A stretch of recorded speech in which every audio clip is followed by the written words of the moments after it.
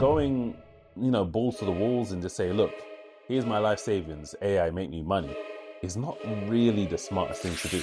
What goes up must go down. I mean, this is 5 decent sized monthly candles, all green in a row. It's due for especially with Polymarket, it's just straight gambling. People say prediction markets is gambling. Say what it is. Stop trying to call an OF model an OF model. She's not an OF model. She's a hoe. Let's call a spade a spade. Why are we trying to dress these things up?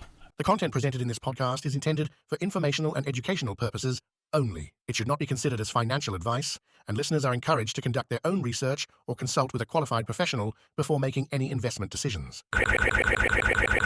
Crypto flip. Well, in this week's episode, we'll be talking about the biggest risk in crypto when it comes to using AI to help you make money. We'll also be talking about why institutional investors seem to be fleeing crypto. And finally, the crypto flip that you didn't see coming. One token just flipped another token in FDV, and it's not what you think. But before we explore all of these serious topics, what we're going to do is we're going to talk to our friends. You know the ones. The G-Gens. So let's get into some crypto confessions. I was one of the very first investors in Hex and a crypto OG. At the very peak, my Hex was worth $22 million. And I started rotating my BTC and ETH holdings from the early days, another $7 million. I truly believed, and I never sold any. I'm 46 years old, and today I'm moving back to my parents' house with a total of $90,000 in Hex and Pulsechain. I've started looking for a job. What do you make of that, Deji? You know what? There's two sides to this, and I'll be real with you. I like the fact that he's not feeling sorry for himself. He's actively trying to, you know what I mean? You know what it is. Gotta get going. Gotta get a job. Bounce back. Move out into mom's yard. Like, you're doing all the right things, because a lot of people start blaming the market, start blaming this, that, la la la la. Like, you know what I mean? At the end of the day, you gotta take accountability, because you had 31 mil in front of you. But no, sorry about that. 29 mil in front of you. But unfortunately, the other side of this is, what a generation of fumble. Like, today, like, I don't know why he still got $90,000 in X and Pulsechain. Like, there's no need to have that. There's just no need to have that. Like, I mean, maybe he's waiting to see if it'll bounce back. Famous last words, but I mean, bro, you were up 22 mil. Didn't get to take a profit. And you did another dumb thing. You sold your ETH and your BTC holdings and rotated back into an altcoin. I mean, come on. Who has done his financial advisor? I need to talk to him and to chat to him and tell him to stay away from me, fam, because I don't want none of his advice, fam. Because why would you let your client do this? And obviously, maybe he doesn't have financial advice. Maybe, I think what it is like, this guy was truly he was convinced that X was going to the moon. X was the next big thing. And, bro, you know how sad this is? X was never close to being the real thing, fam. Like, I'm trying to understand his conviction. Like, you know what I mean? I've seen people being convicted in BTC, Ethereum, even XRP for Hex. Bro, that was always a scam, bro. It was always a scam. So, like, I feel bad for my guy, because how can you be 46 years old and you move out to your mom's yard, bro? Like, you should be, like, it's like you're going backwards in life, doing some Benjamin Button type shit. Like, you should be moving forward, taking steps forward. Now you're moving backwards. And to make it worse, you had the peas to set yourself up to change your life. We give her back to the market. Now he's down, bro. He's down 99% on his investment, fam. Hey, Yeah, so what do you think? You know what? Yeah, to go from $29 million to $90,000 is a sobering thought. Like, I'm thinking if it was me and I had $29 million, that's enough for a few lifetimes. That's enough for you and your kids. Now, yes, you can spend 29 million, but you shouldn't need to. That's you should be comfortable. You shouldn't have to worry about money again.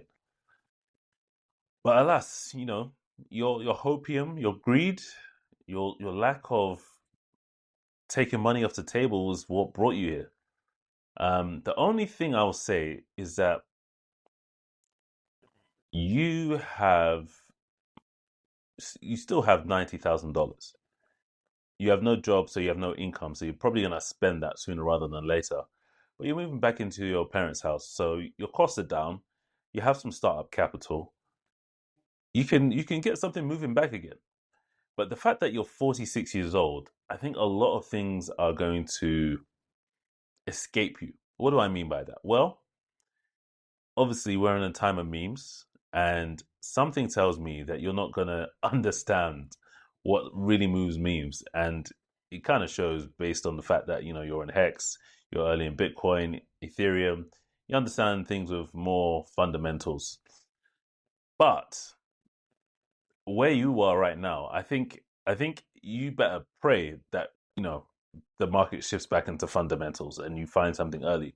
Because if you find something early and you put in that 90K or 50K or whatever it is, and it moves again, you better take that money off the table.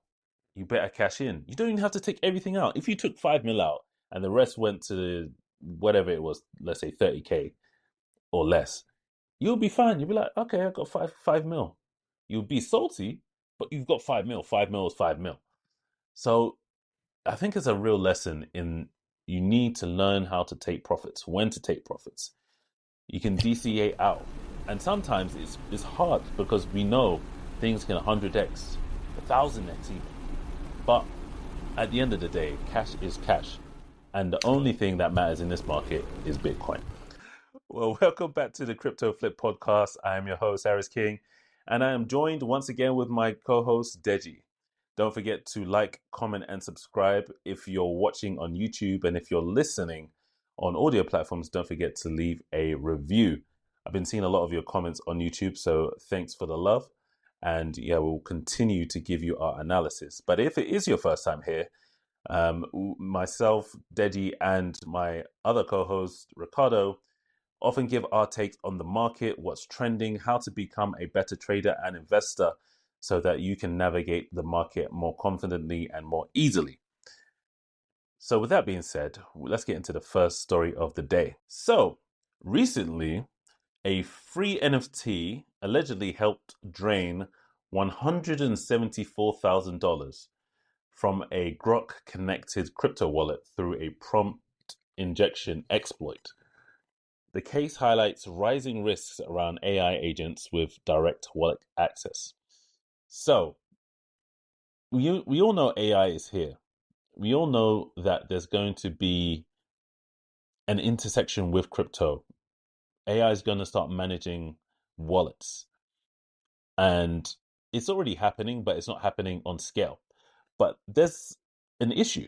If you can manipulate these bots into doing things that they shouldn't be doing, and they're holding or touching or moving cash, that creates a liability. So how do we navigate that? How do we solve that? How do we move around that and make sure that we're not a victim of this while still being able to take advantage of AI? What do you think, Deji?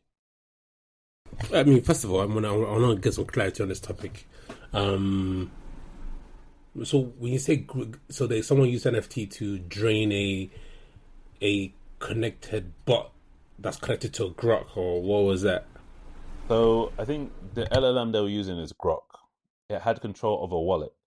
There was a free NFT that was sent to that wallet. It interacted with it, got drained. So someone using Grok to trade, and then it interacted with the NFT and it got drained. That's $174,000. Yeah. Oh my god! Oh my god! You just can't make this stuff up. You can't make this stuff up. Like, do you know how easy it is to fool AI agents? Like, it's so easy. Like, for instance, there are pros and cons to the AI agent. I mean, the AI agents are 24/7, they're available, they're relatively cost effective, and you can do a lot of crazy automation around it. But here where the concerns are: security, risk management. It's like trading perpetual futures again. Like, you know what I mean? It's like someone being all in and then saying, "Oh yeah, this is a good time to long BTC at 200 and moving the average." You start, you get wrecked. You know what I mean? If you're gonna do this, at least try with $500 in the account, $200 or $100. You know what I mean? Like, I don't know, something that's manageable. Now you got your main wallet. You now say, cool. I got this sick advice from X. Some faces X account told me I can use Grok AI agent to trade investments. Like, you can't make this stuff up. Like, you can't make this stuff. It's like me firing all my developers and saying, yeah, I'm only going to rely on AI agents. Like, that's just not realistic. It's just not realistic. So I do think the future belongs to AI-powered infrastructure, AI-powered automation. I do believe that. I truly do, because obviously I work in that space. But I think at this stage, where like we're no longer black boxy, we're obviously on the tail end of cutting edge innovation, and I love it. But at the same time, you have to be cautious in managing your risk, because there's no need for you to preload a wallet or have a wallet that's got almost $150,000 in it, trading on your behalf while you're sleeping, and then you don't know what's going on. Like, just too many. Like, okay, cool. NFT. I'm not gonna blame this on the NFT web, but obviously, this, like, we live in a world where like top protocols like Drift are getting drained by hackers. What do you think they're gonna do to AI agent? Like, what do we? Come on. So personally, I do think there's feature in this. You know what I mean? Like, there's a feature, and obviously, you know, utilizing AI to power your investment decisions. You know what I mean? I'd rather remove the execution side of things and insert myself and make this decision myself, rather than, you know what I mean, letting the AI make it for me. Obviously, I welcome all the advice, all the information, stats. For now. You know what I mean? And obviously, if you want to try automation, obviously, again, you be cautious, because you don't know whatever you deploy in development stage or research stage doesn't necessarily mean it's going to replicate. You can be able to replicate that in production stage, because that's when you really start interacting with other players. Now that's when it becomes real. You're not playing with demo account money. You're not playing with demo tokens. You're playing with real life money. So why would you do that? Even Vitalik, if you say for example, Vitalik, who's an expert programmer, right? If he was doing this, he wouldn't preload his main Ethereum wallet and say, yeah, cool, Grok, do this for me. Like, you just certain things require common sense, and you don't have to be smart. You don't have to have an IQ of 160 to know this. Like, you just don't do something like that. You know what I mean? But then again, it's a lot of dumb people in crypto. So it's like, you know what I mean? It's like, it's a lot of dumb people in crypto. I'm gonna be real with you. Like, I'm not surprised it's happened. Like, it's all a matter of time, and it probably won't be the last. You know what I mean? At least I'll give him one good thing about this is, like, at least he's trying to figure out new ways to explore and gather alpha in the market. Cool, good for you. But other than that, what a dumb mistake, man. What a dumb mistake. Like, come on, that's free money, man. Yeah, I mean, it's a silly way to lose 124,000. What I will say though is that, you know, humans get socially engineered. So if a human being can get socially engineered, what makes you think AI can't, you know, be susceptible? I actually think it's easier to socially engineer AI agent, because it's no much. We don't need to look for their names and last name. We know what they are. You know what I mean? You know what they do. They have a pattern. You know what I mean? They have a timeline. You can literally execute a plan and attack it. Like, it's so much easier. I mean, at least on the human being, the call you, trying to set you up, you're like, wait, this is not making sense. Like, at least this holes in that story that you can explore. So yeah, it's easier to actually hack an AI agent than it is to hack a human being. Like, socially, does that make sense? No, 100% agree. If it's that easy to socially engineer a human being, then it makes sense that, you know, this thing has happened like this. But I think people should use it as a cautionary tale. AI is exciting. There's a lot of things you can do with AI. There's a lot of things you can automate. You can use it to make money in loads of different ways. AI agents are still at, you know, the infancy stage.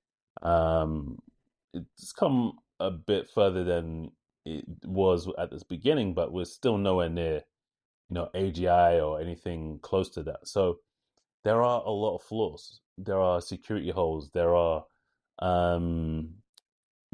probably going to be some mistakes that you make when prompting and things like that. And if somebody comes up with a smarter prompt or exploits something that you've missed, that could be very, very costly. So I think going, you know, balls to the walls and just say, look, here's my life savings, AI, make me money, is not really the smartest thing to do.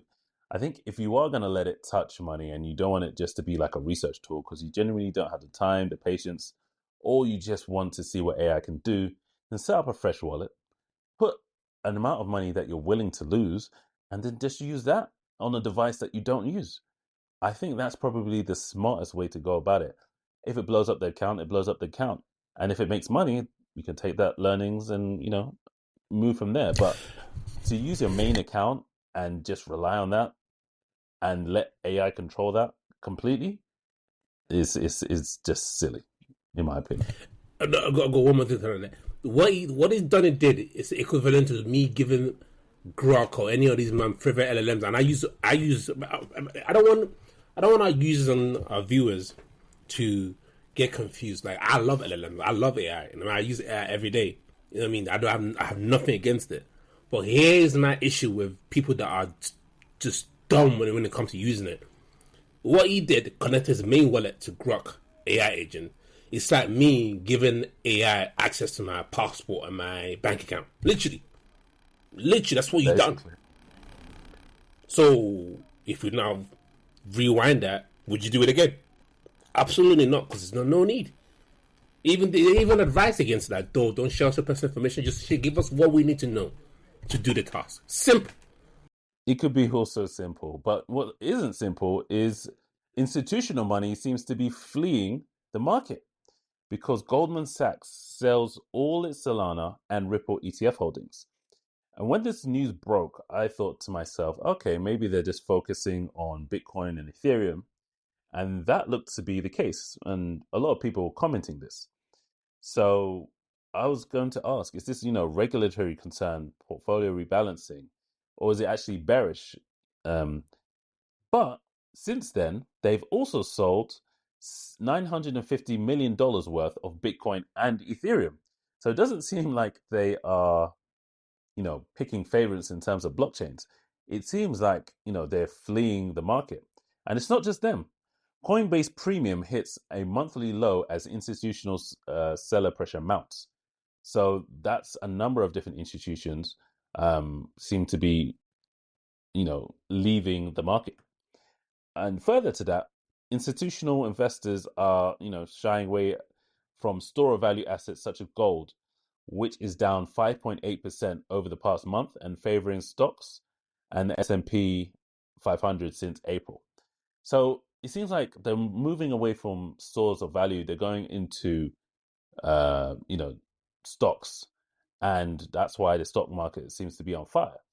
So what do you think this means for Bitcoin and crypto? Do you think that this is going to accelerate the fall in the bear market, or do you think we're going to remain steady despite all of this? So before I give my answer, I wanted to give you some more added color to context.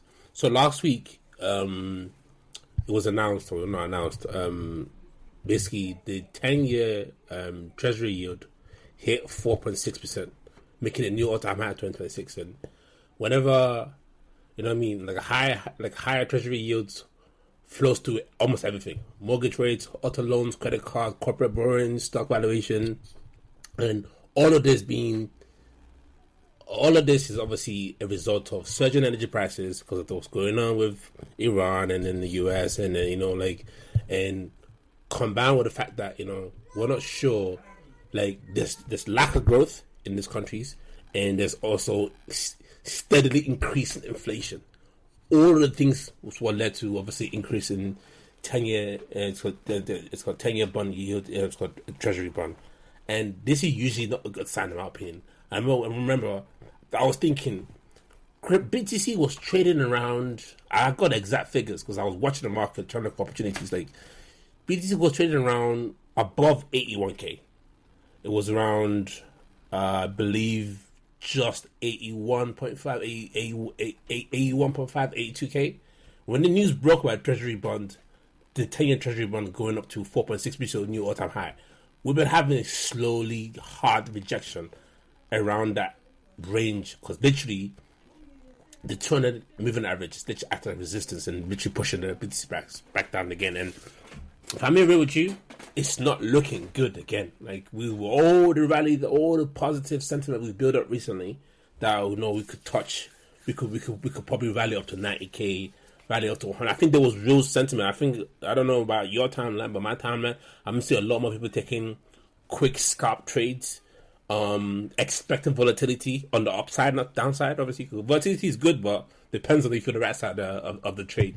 But people were expecting volatility to the upside, but ever since this news broke about the 10-year Treasury going up, he has been, I don't want to say nothing short of disaster, but he hasn't been looking good. The rally is now obviously stalled. We're now trading below 80k. We're now trading around like $6,000.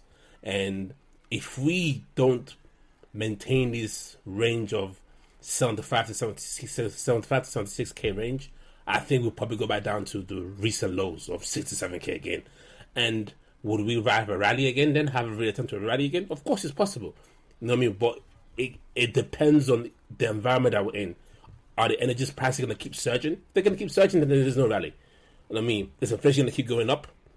If so, it's still not looking good. You know what I mean? Unemployment, is it going to stay the same? You know what I mean? Like, is our predicted company, country growth going to keep going up as well? I'm not sure. So all these things combined together doesn't bode well for risky assets like BTC and crypto. It just doesn't. You know what I mean? And altcoins are already bleeding. The only altcoin that's not bleeding is hype.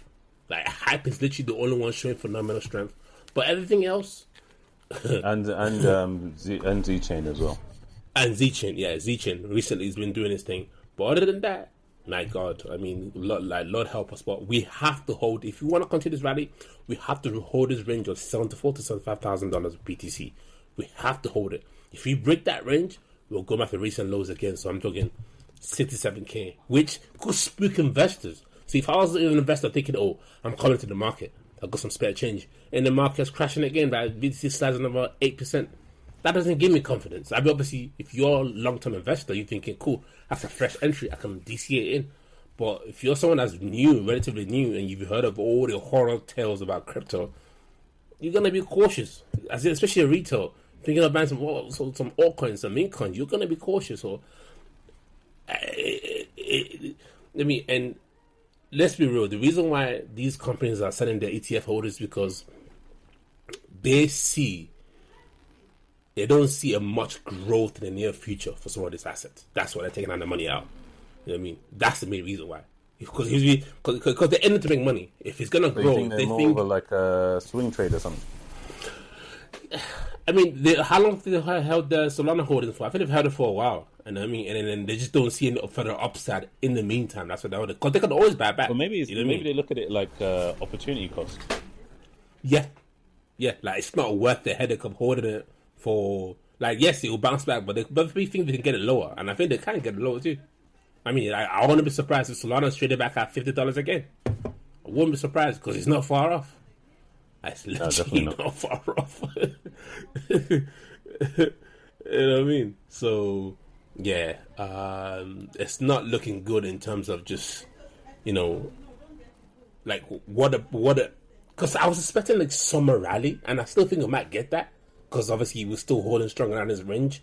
But if we don't get that, then we're looking at a Q3, Q4 rally. But we'll get a rally. I believe we'll get a rally sometime this year, but it's just hard to predict and prepare for with all these confusing signals with the geopolitical instability, surging energy prices, and all these other things that are a factor, and obviously inflation as well. So once we get a better clear out of those components, we'll be able to tell, cool, Q3 looks like a good time to rally. Right now, for Q2 rally, it's not looking good at all. Yeah, I mean, look, when it comes to institutional investors and the current market, it's obvious that they are, I was going to use the word artificially, but maybe that's not correct because, they're not going anywhere. But it's obvious that they are propping up the market. Retail isn't here. And if remove the institutional investors, we're probably sitting at 40k, something like that. Definitely no more than like 60. So it would be very ugly in terms of Bitcoin. Obviously, altcoins are feeling it, and that's because most institutional funds don't hold altcoins outside of maybe Ethereum, potentially Solana, and one or two others. But the rest of the market is more or less retail and some whales. But when we look at these institutions and how important they are or how important they've become in crypto, it's like a blessing and a curse. A lot of people were praying for institutions to come. Now institutions are here. Everyone's saying that the market's boring. You can get better returns in stocks, gold's pumping. So They didn't lie. They're not lying. They're not lying. I mean, stocks have been pumping. I mean, I'm looking away like I'm looking at stocks like And it used to be the other way around. It used to be the other way around. Where like stock people looking at crypto like You know what I mean? True, it's true. But yeah. So you're not really getting those outsized returns unless you're going deep into the trenches, and then the risk reward is silly. But in terms of like fundamental plays, it's very difficult to, at least right now. Obviously, we're still in a bear market, but it's difficult to find that those next breakout projects that would have been easier to find in previous markets.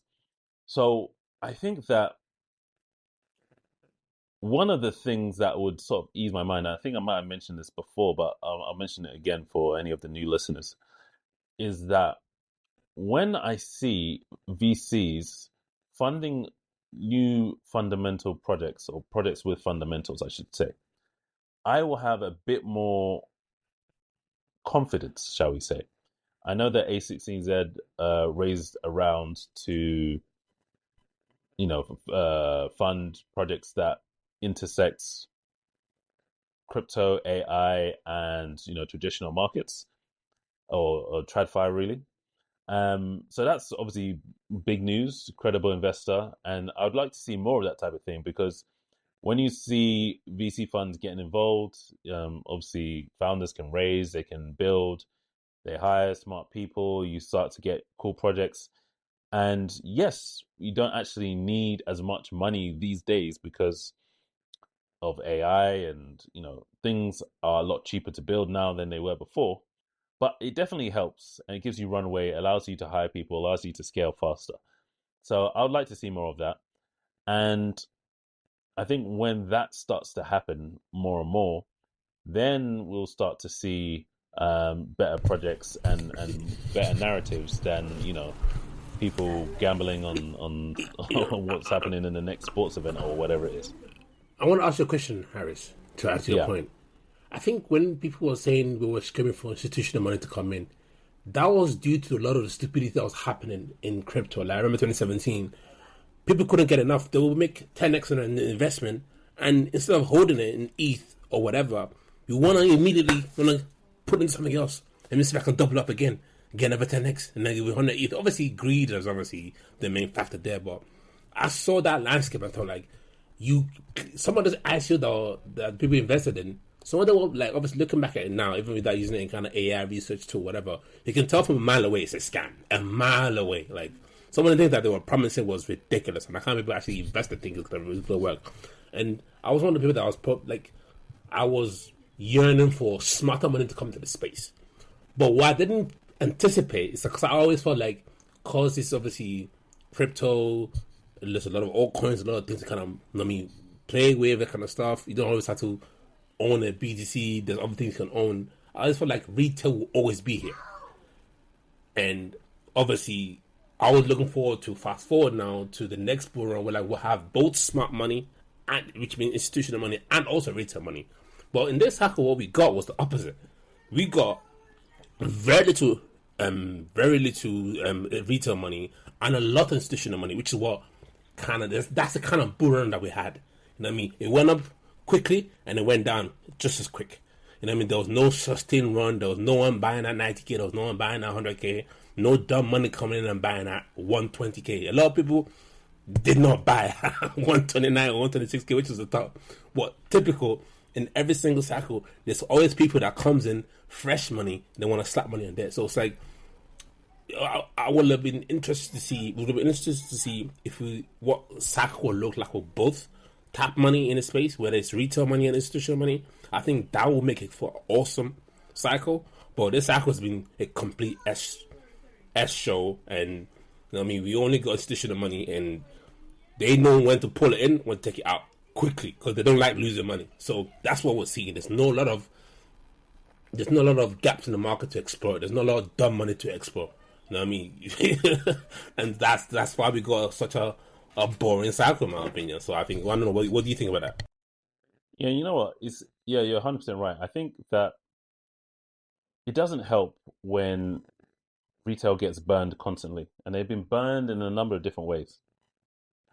Meme coin. Well, yes, that's one of the ways. But even before that, you had VCs dumping on retail as well. So both of those types of things in various cycles, they compound. So the next time Bitcoin's pumping and it's like 150, it's like, okay, so what?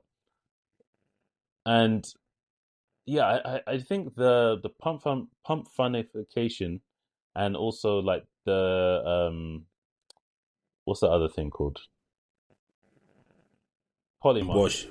Yeah. The polymarketification of the market has really, burned a lot of people, because, especially with polymarket, it's just straight gambling.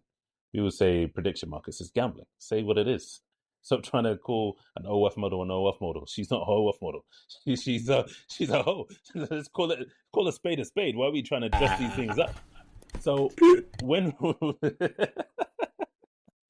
when we're looking at these things, we have to see, like, how can we bring retail back?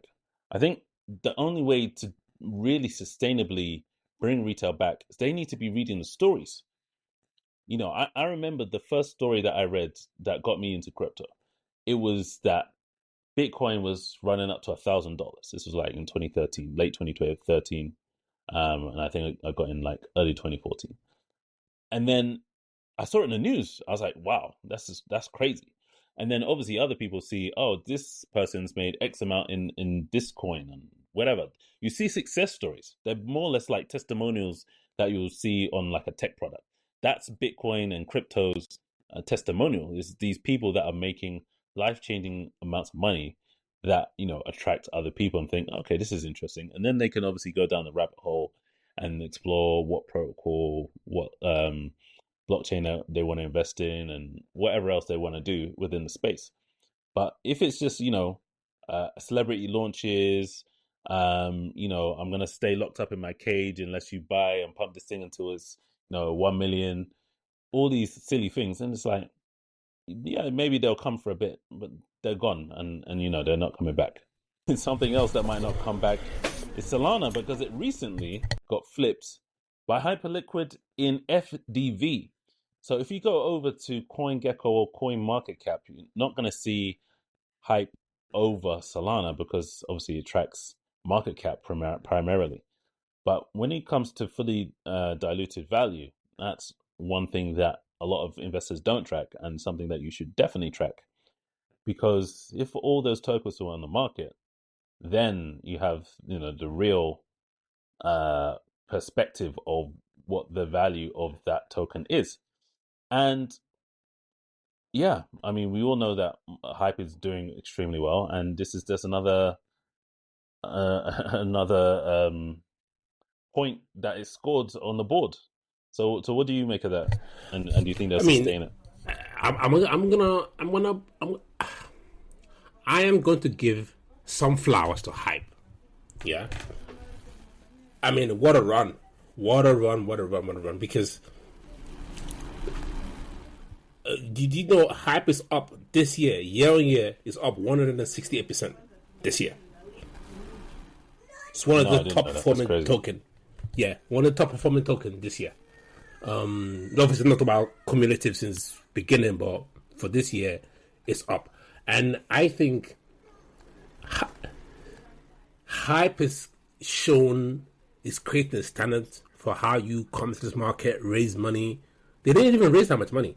You know what I mean? They raised just enough They don't overraise to hype up their FTB or their market cap and then slowly dump on retail. I think I'll be shocked if now you hear a story about scandal by the CEO, let me buying Lamborghini using retail money or using the user funds to let me fund lavish lifestyle. You know what I mean? Fund the OF fans or whatever. Like, I will be surprised because I feel like I truly believe that from their short year or short couple years and they're obviously in the project, it seems to me like they're really truly trying to execute what they built, and they feel a niche, which you know what I mean, which is kind of like having that infrastructure for you to kind of build on, and having a blockchain that kind of settles trade, and then obviously make it where, like, you know, a lot of people can build a lot of things on top of their blockchain, has really served them well, and then people seem to be, I mean, and then what arguably one of the most successful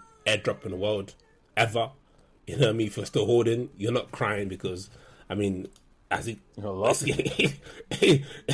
if you're still holding, you're still laughing because you're now almost back to all-time high. It's just, this is absolutely ridiculous, and it just shows to. I look forward to what else they're gonna do, but for now, it seems to me like they're pushing all the right buttons and they're not slowing down anytime soon. Obviously, what goes up must go down. I mean, this is five. What I'm reading on my screen right now is 5 decent sized monthly candles, all green in a row. It's due for a pullback. So, you know what I mean? But when that pullback's going to happen, you're going to buy when it pulls back? Yeah, honestly, I should have bought. I remember I should have bought when he pulled back to 14. I think there was a time when he flashed back down to 12. That was a perfect time to scoop and just long it and just hold it for as long as you can. But obviously, you missed the opportunity. But I mean, you win some, you lose some. So I just feel like Hype is just they're so well positioned.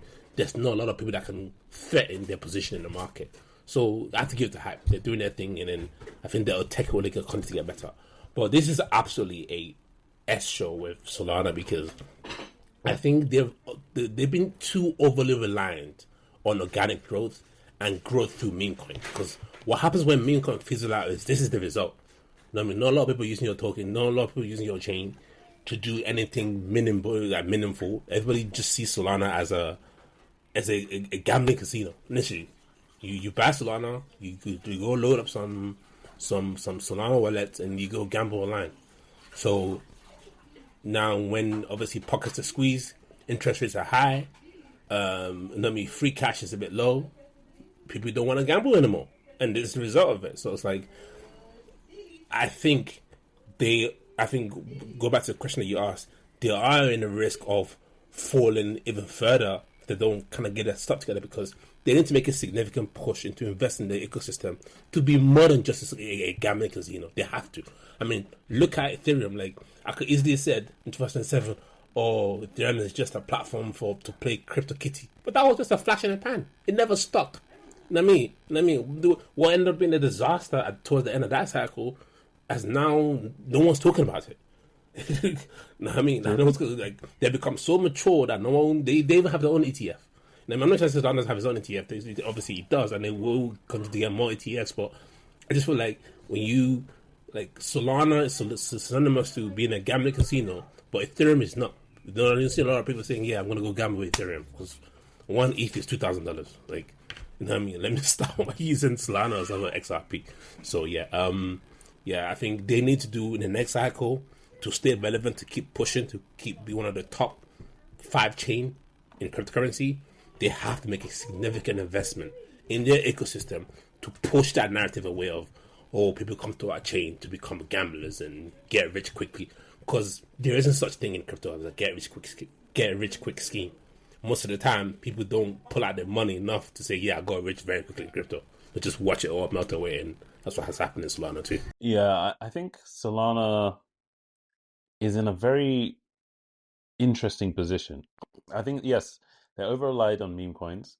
At around the time that meme coins were really starting to catch fire, or maybe just before that, they were investing, or they were pushing a lot of different projects that were real projects that, you know, some of them never went and did anything special. Some in the RWA field, some migrated from other chains as well. So I did see them making some moves. But when the party's going on, i.e., meme coins, and it looks like it's never going to stop, you kind of fail to plan for the future, and that's what it looks like they haven't done.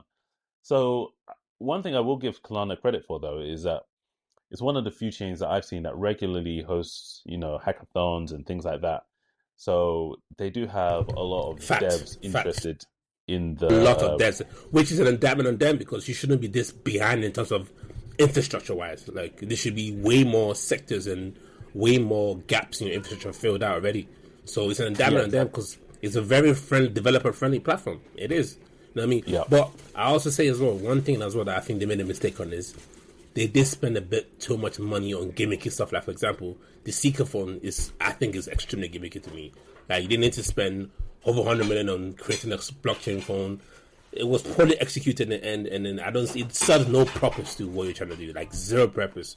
Like, it doesn't mean like you buy a Solana phone and then Solana token goes up. Like, there's just no there's no intrinsic value in buying for Solana and buying Seeker phone. Does that make sense?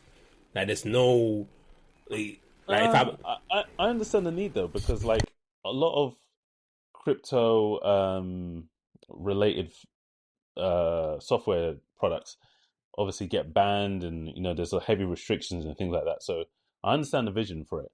Now you can talk about execution and things like that. Yeah, I'm more talking about the execution side of things because I'm like, obviously I believe in the vision too, but it's more like how poorly it was executed.